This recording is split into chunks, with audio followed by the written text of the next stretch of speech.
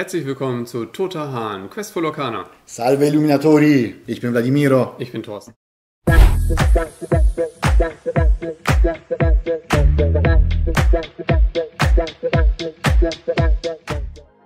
Heute möchten wir euch ein bisschen was über die Fähigkeiten bzw. Kernfähigkeiten, Schlüsselfähigkeiten der einzelnen Karten erzählen. Genau, richtig.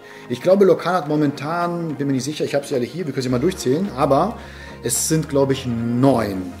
Diese Schlüsselfähigkeiten sind tatsächlich Fähigkeiten, die, also wenn sie oft genutzt werden, werden sie fett gedruckt und immer dann in der Effektbox der Karte zu sehen sind. So, ich würde mal sagen, wir fangen einfach direkt an. Wir haben hier zum Beispiel Cusco. Cusco ist behütet. Behütet bedeutet, das ist das Gute, da das jetzt ein Einsteiger-Set ist, das erste Set des Disney Lorcanas TCGs, stehen die ganzen Fähigkeiten auch noch erklärt in Klammern dahinter. Das hat wirklich jede Karte. Ne? Im Grunde steht hier, gegnerische Karten können diesen Charakter nicht auswählen, außer um ihn herauszufordern. Ziemlich selbsterklärend. Ne? Also wenn man jetzt Fähigkeiten hat, die zum Beispiel sagen, schicke diese Charakter zurück auf die Hand oder lass jetzt los, schicke diesen oder setze den Charakter jetzt hier in den Tintenvorrat, die können diesen Charakter nicht anzielen, weil er behütet ist. Das geht also nicht. Man könnte ihn nur durch Herausforderungen besiegen. Na? Machen wir weiter. Wir haben hier Mickey Mouse, der Musketier, der hat Beschützen. Na? In Klammern, du darfst diesen Charakter erschöpft ausspielen. Gegnerische Charaktere müssen beim Herausfordern zuerst deinen Charaktere mit Beschützen auswählen, wenn möglich. Das ist halt, wie der Text schon sagt, also das Schlüsselwort ist ein Beschützer. Das heißt, wenn er so liegt, muss er ja dann, also beziehungsweise damit ein Charakter überhaupt herausgefordert werden kann, muss er ja erschöpft sein.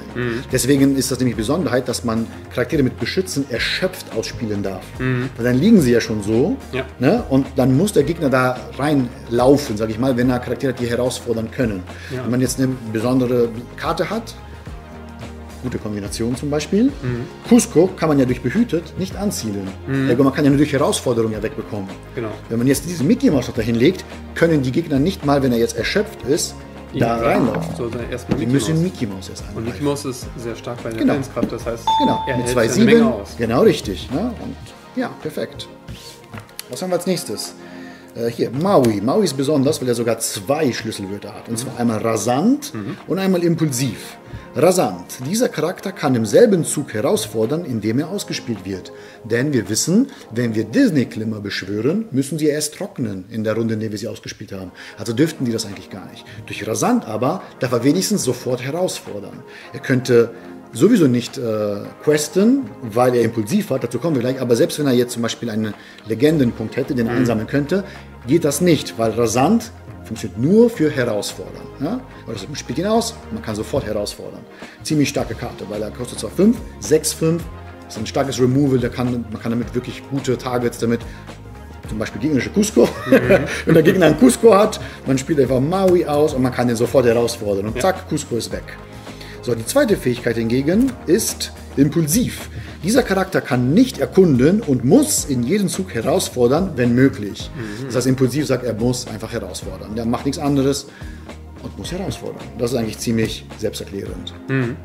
Okay. Was haben wir noch? Hier ist der Genie mit wendig. Wendig ist ziemlich einfach, wie zum Beispiel Fliegen bei Magic oder bei Pokémon gibt es, glaube ich, so etwas auch. Im Grunde genommen kann er nur durch andere Charaktere herausgefordert werden, die ebenfalls wendig sind. Ne? Also auf Englisch heißt auch die Schlüsselfähigkeit Evasive. Somit, wenn er so liegt und mein Gegner hat 3 verschiedene andere Karten, die aber nicht wendig sind, können die Genie nicht herausfordern. Also man kann im Prinzip sagen, solche Charaktere sind besonders schnell und können eben nur herausgefordert werden, wenn jemand anders genauso schnell ist. Weil sie wendig sind. Genau, ja. Ja, genau richtig. Dazu gibt es sonst auch nichts mehr zu sagen. Hier haben wir einen Simba. Simba hat Herausfordern plus X. Im Grunde genommen funktionieren nämlich alle Herausforderungsfähigkeiten gleich. Das bedeutet, wenn dieser Charakter einen anderen Charakter herausfordert, bekommt man den Wert als Plus zugeschrieben, der sozusagen plus, also in dem Fall ist es plus 4, ne? Den bekommt er dann auf seine Stärke hinzugerechnet. Lies mal nochmal vor, was da steht. Während dieser Charakter herausfordert, erhält er plus 4 Stärke. Das ist aber wirklich nur, wenn er herausfordert, nicht wenn er herausgefordert wird. Bedeutet, ich fordere jemand heraus, dann bekomme ich plus 4, also ist das eine 8, 6 Stärke. Das ist ziemlich stark, damit kann man so gut wie alles Mögliche im Duell besiegen. Ja. Aber wenn er jetzt liegt und der Gegner fordert mich heraus, bekomme ich den Boost nicht. Das ist nur beim Herausfordern, wenn wir herausfordern. Okay. haben wir hier die Ariel. Sie hat Singen 5. Die Kosten dieses Charakters gelten als 5 für das Singen von Liedern. Ne, wie wir wissen, können wir Charaktere erschöpfen, damit die Aktion Lieder singen können. In dem Fall kostet sie aber nur 3. Bedeutet, eigentlich könnte sie zum Beispiel Lass jetzt los, was 5 kostet, nicht singen. Da sie die Fähigkeit aber Singen 5 hat, zählt das wirklich so, als ob sie eine 5 davor stehen hätte. Ergo, diese Ariel könnte auch Lass jetzt los singen. Ja. Das ist die Fähigkeit. Eine sehr gute Kombination mit Singen dann zusammen tatsächlich, ne? Ja, volle Fälle. Lied. Volle Fälle. Kann man sich doch bestimmt ein schönes Singer-Deck bauen. Eine gute Idee. Ja. Dann haben wir hier die vorletzte Fähigkeit, der Maximus. Der hat zwar auch Beschützen, wie der Mickey Mouse, hatten wir schon, aber er hat auch Unterstützen.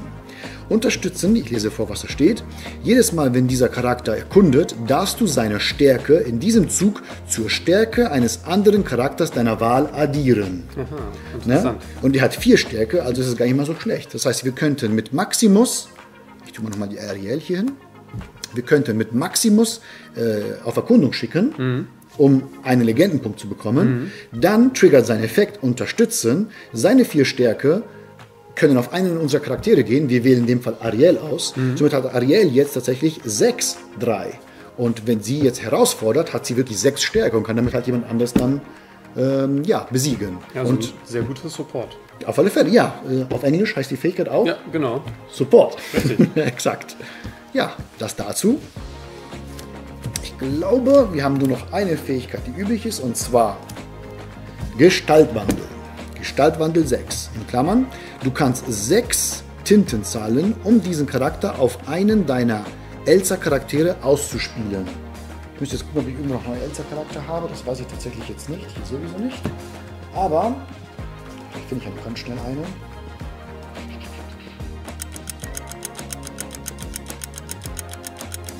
So, bedeutet, wenn ich jetzt eine Elsa schon auf dem Spielfeld habe, in dem Fall zum Beispiel ist die rote Elsa, die Rubin-Elsa, dann darf ich diese Elsa, anstatt, sie kostet eigentlich 8, ich kann sie Gestalt wandeln für 6. Also ich müsste jetzt 6 Tinten tappen, dann legt man sie oben drauf. Okay? So, was jetzt hier anders ist bei Gestaltwandel ist folgendes. Da die Elsa schon lag davor, muss diese Elsa nicht mehr trocknen. Das bedeutet, ich kann damit sofort auf Erkundung schicken, um 3 Legendenpunkte einzusammeln. Ich kann damit sofort einen anderen Charakter von meinem Gegner herausfordern. Und, was noch wichtig ist, wenn diese Elsa zum Beispiel hier 2 Schaden auf sich hätte, übernimmt die große Elsa ebenfalls 2 Schaden. Okay. Der Schaden bleibt halt auf der Elsa drauf, somit vererbt sozusagen diese Elsa auch dann 2 Schaden. Das ist auch relevant zu Sie wissen. sieht einfach nur kräftiger.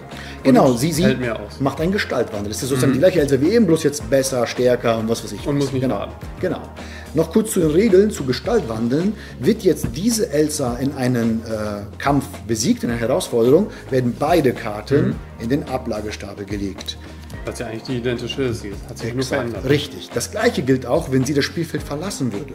Spielt jetzt zum Beispiel den Gegner jetzt Mutter weiß es besser oder wie die Karte heißt, Mother knows best, dann wird ja meine Elsa zurück auf die Hand geschickt. Dann gehen auch beide zurück auf die Hand. Und so weiter. Alles, was mit der oberen passiert, passiert mit der unteren auch. Zum Beispiel Lass jetzt los, letztes Beispiel, was mir jetzt einfällt, würde ja diese Elsa in den Tintenvorrat legen, dann gehen beide Karten in den Tintenvorrat. Das heißt, man hätte tatsächlich dann 2 Tinten mehr. Ja, Okay. Wunderbar. Klasse. Ich glaube, das waren alle Schlüsselfähigkeiten. Ja. Ja, auf jeden Fall sehr interessant und sehr viele interessante Fähigkeiten, die man nutzen kann, um sich interessante Decks aufzubauen, denke ich. Ja, auf alle Fälle. Ja. Prima. Dann hoffen wir uns, ihr habt wieder Spaß gehabt, würden uns über ein Like freuen, abonniert uns gerne. Ansonsten sehen wir uns hoffentlich beim nächsten Mal. Wir wünschen euch noch einen schönen Tag. Macht's gut. Mach's gut. Bis dann. Ciao. Ciao.